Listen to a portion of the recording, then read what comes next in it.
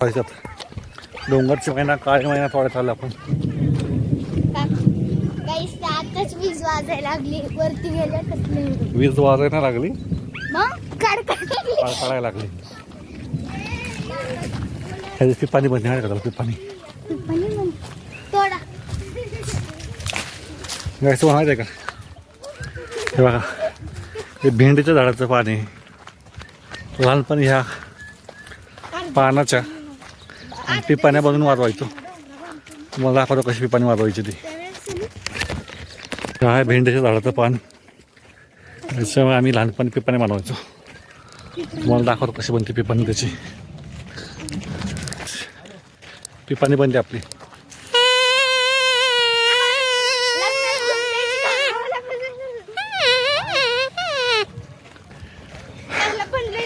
तर लहानपणी असंच आम्ही वेगवेगळ्या गोष्टी बनवून एन्जॉय करायचो त्यावेळेस काय फोन काय नव्हता